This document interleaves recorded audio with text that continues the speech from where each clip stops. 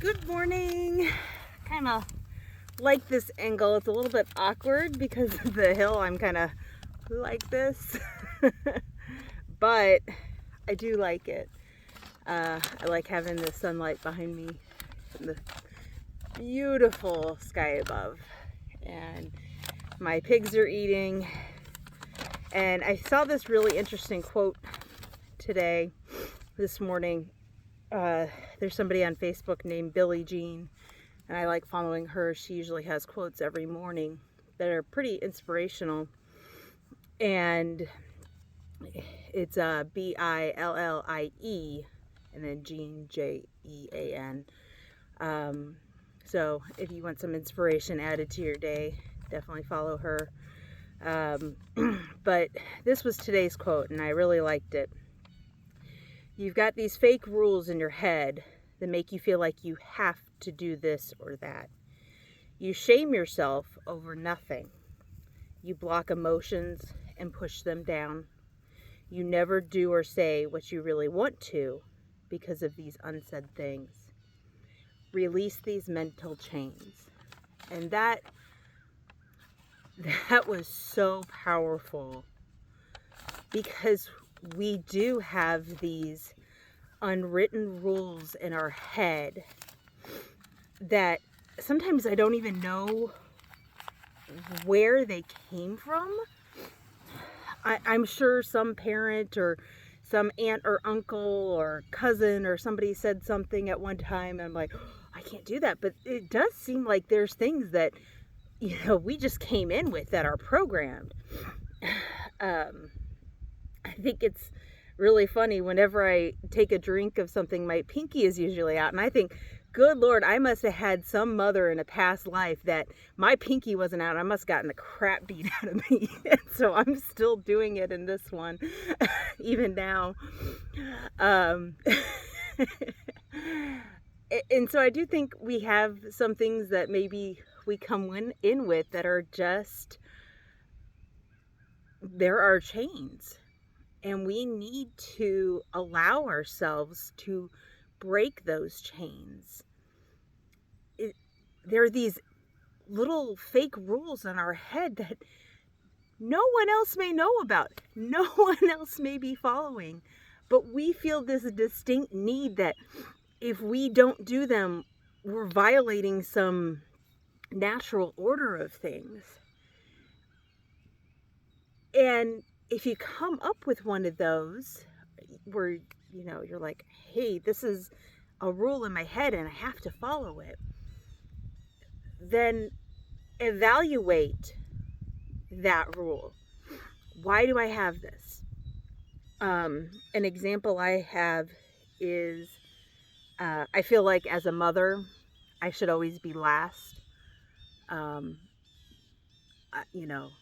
Kids get clothes, husband gets clothes, shoes, etc. Anything and everything before me.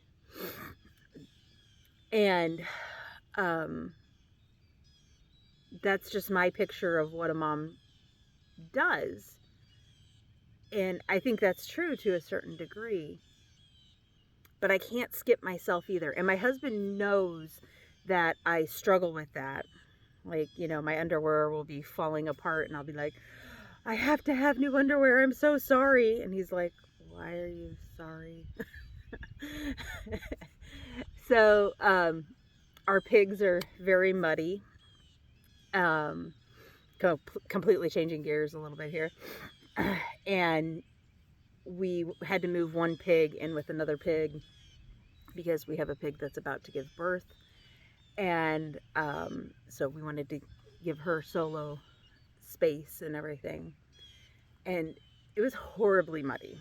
And I have a nice pair of shoes that generally work outside on the farm, unless I'm in the pig areas and it's super muddy.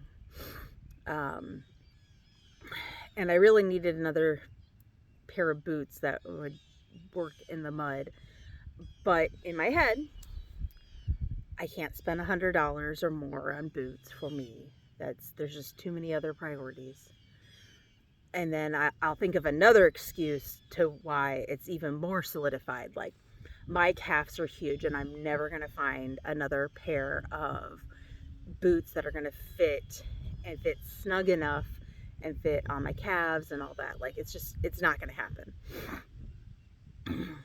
So my husband yesterday, after we got done, and my shoes that were very nice are covered in mud, and I mean they can be rinsed off and everything, but like they're just gross kind of now.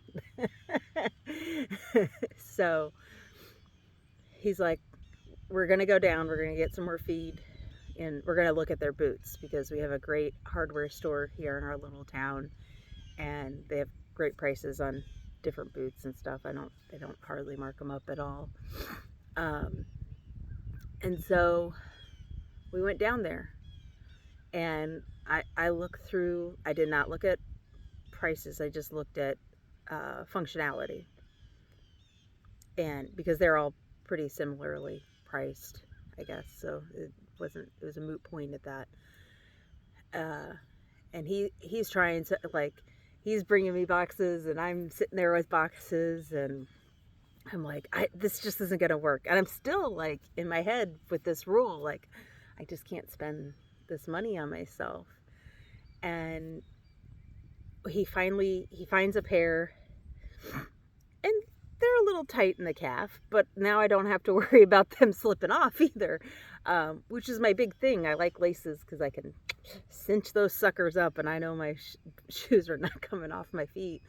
But I can get them on and off easy enough, and true enough, exact same size, same brand of boot, and one pair fits me and another doesn't fit me at all. It's just wild. But if you're a woman, you understand that, because that's how all women's everything is. Clothes, you could be a size 10 in one, and you're 14 in another. So welcome to craziness. But anyway, I realized later that my husband kind of really pushed me and didn't give, there was no out yesterday. We were going to go home with a pair of boots, period. And I had to really thank him, because he knows that's something I struggle with.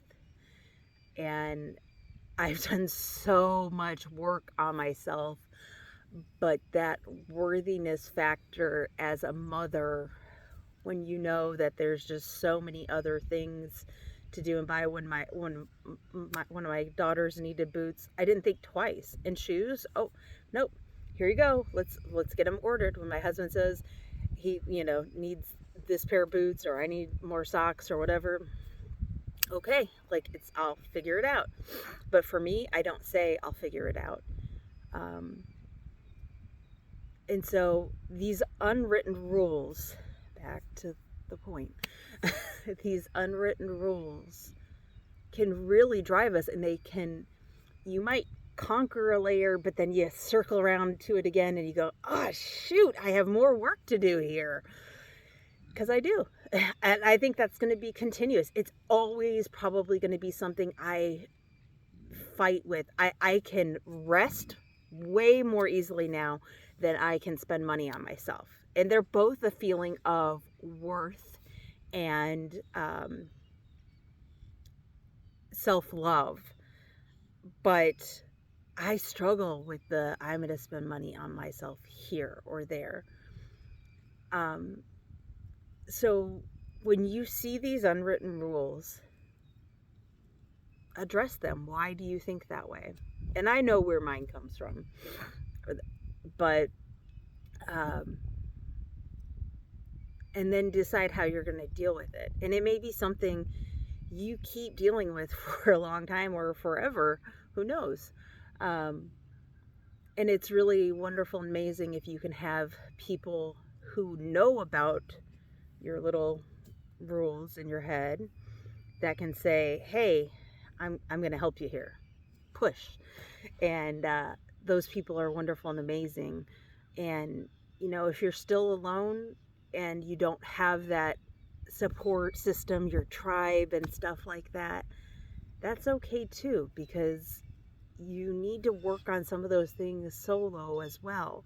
And then you're going to get to a point where you've worked on it, and those people appear around you, and you go, now I have this extra support that when you get down to another layer of everything, you go, oh, they're supporting me and I have help.